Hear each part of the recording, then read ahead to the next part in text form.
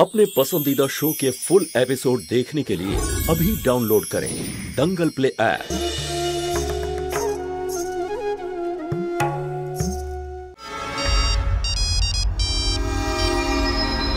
Hello, फोनটা কি করে কেটে গেল জানি না। শোন পঙ্কজ, নীলম আর তার প্যারেন্টস শুধুমাত্র তোর সাথে দেখা করতে আসছে। এখন ওরা ওদের আত্মীয়ের বাড়ি আছে, কিন্তু তুই যদি ওদের সাথে দেখা না করিস আমাকে লজ্জিত হতে হবে ওদের সামনে। ঠিক আছে ছোট মা, আমি পৌঁছে যাব।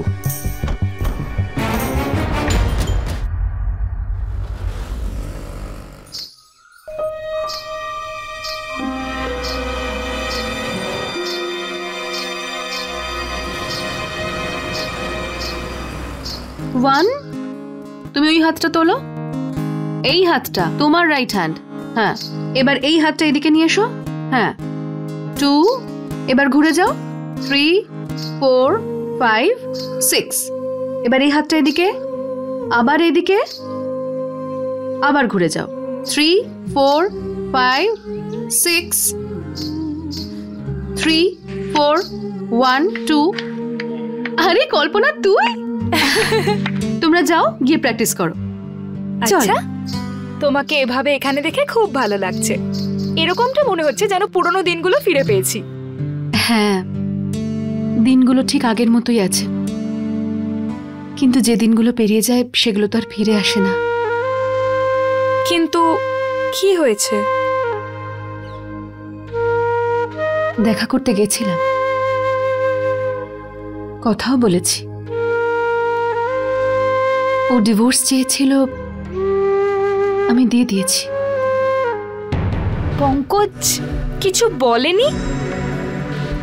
ছাড় না, এসব কথা আমি এবার ভুলে যেতে চাই, আর ও ভুলতে চায়। তুই বল, তুই এখানে কি করছিস? আরে আমি বলেছিলাম না, দেখো আমার ওজন বেড়ে যাচ্ছিল, আর ডান্সের থেকে বড় এক্সারসাইজ তো হয়ই না। আর তাছাড়াও আমার বেস্ট ফ্রেন্ড যখন এখানে আছে, তাহলে আমি এখানে না আসার জন্য কোন অজুহাতই বা দেখাতে পারি?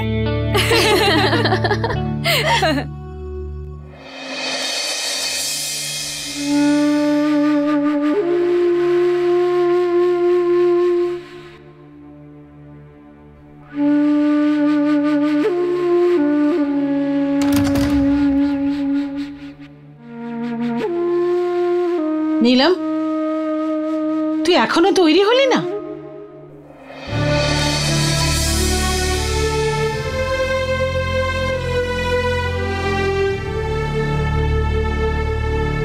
করতে চাই না আমি এই বিয়ে।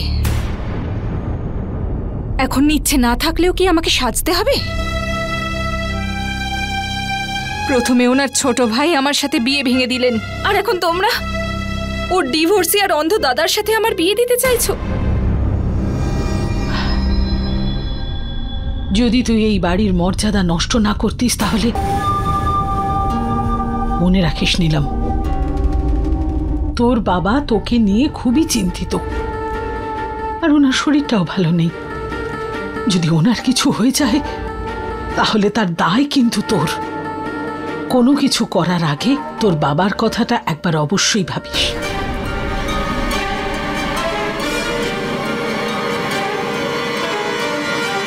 তৈরি হয়ে নে।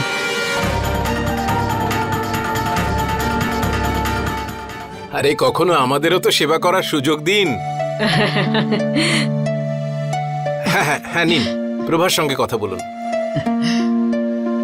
হ্যালো, নমস্কার। আরে আমরা মেয়ে পক্ষ হয়েও আপনার বাড়ি নিঃসংকোচে গেলাম, আর আপনারা আমাদের এখানে আসার জন্য সংকোচ করছেন।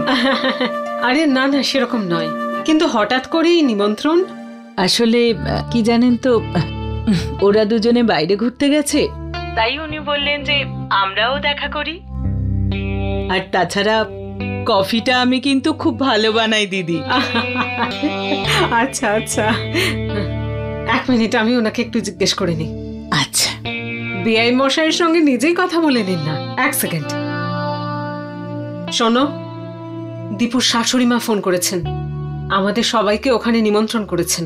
হ্যাঁ নিশ্চয়ই নিশ্চয়ই, দাও আমি কথা বলি। হ্যালো, নমস্কার বেআই মশাই। সন্ধ্যাবেলায় যেতে হবে, তুই তৈরি হয়ে নে। আর খালি হাতে যাবি না, চুড়ি পরে নিবি কিন্তু। হ্যাঁ মা, আপনিও তৈরি হয়ে নিন। আরে এইভাবে যাব নাকি, খুব ভালো করে সেজে যাব, দীপু শ্বশুর বাড়ি বলে কথা, আর অনেক মিষ্টিও নিয়ে যাব, প্রথমবার যাচ্ছি সবাই মিলে।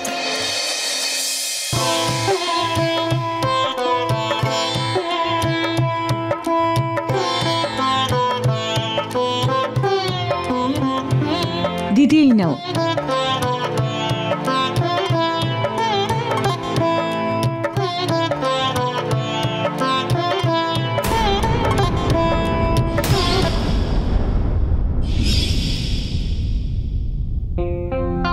কি সুন্দর লাগছে জ্যোতির হাতে, মনে হচ্ছে যেন ওর জন্যই বানানো হয়েছে, তাই না?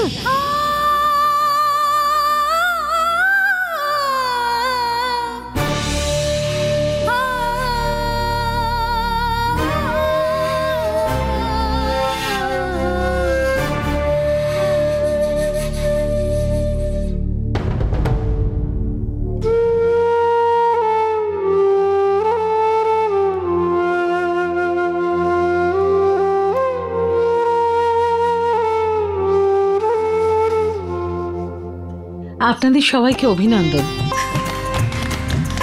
আপনাকে অনেক অনেক শুভেচ্ছা, মিষ্টি মুখ করে। এই নিন, আপনাকেও অভিনন্দন। মিশ্র কাকা, সবাইকে দিয়ে দিন। আশীর্বাদ তো হয়ে গেল, আমার মনে হয় পঙ্কজ আর নীলমকে একটু একা ছাড়া উচিত। হ্যাঁ হ্যাঁ নিশ্চয়ই, দুজনে একে অপরকে ভালো করে জানলে ভালোই হবে। ছোট মা যাওয়াটা কি খুবই দরকার? আরে পঙ্কজ, যা।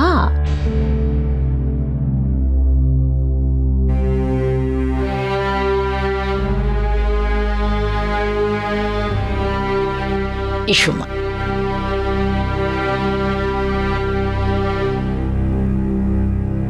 ভৈরবীদি,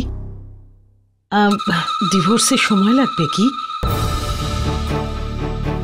আমরা অপেক্ষা করব কি? জ্যোতি পেপার সাইন করে দিয়েছে, ব্যাস কোর্টে আমরা সেটাই সাবমিট করব, কোনো প্রবলেম হবে না। আপনি দিন স্থির করুন। ঠিক আছে।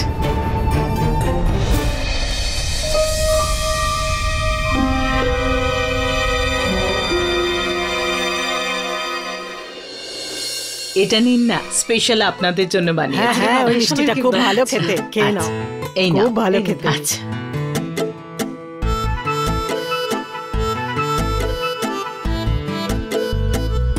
10 তারিখে একটা ভালো লগ্ন আছে বিয়ে, আপনারা কি বলেন?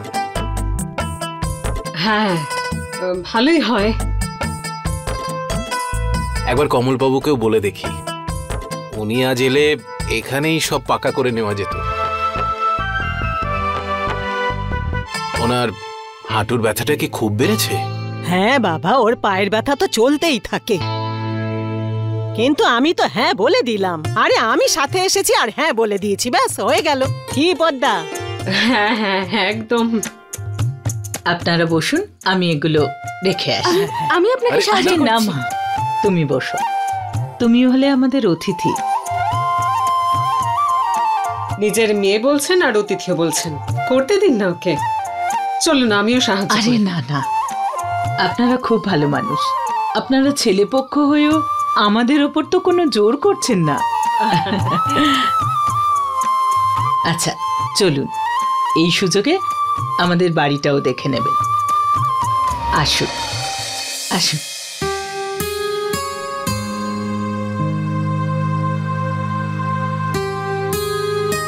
এটা আমার মেয়ে পুনমের ঘর।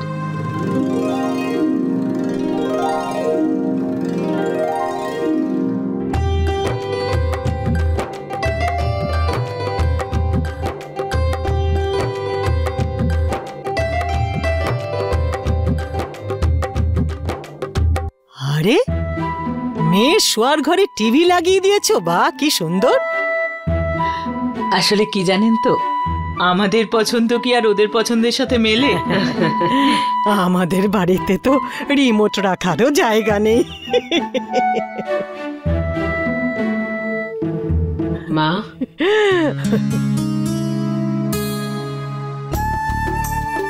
আরে ওই দেখো পদ্মা, এসিরও ব্যবস্থা আছে। ঘরের মধ্যে কি সুন্দর ঠান্ডা ঠান্ডা হাওয়া চলতে থাকে।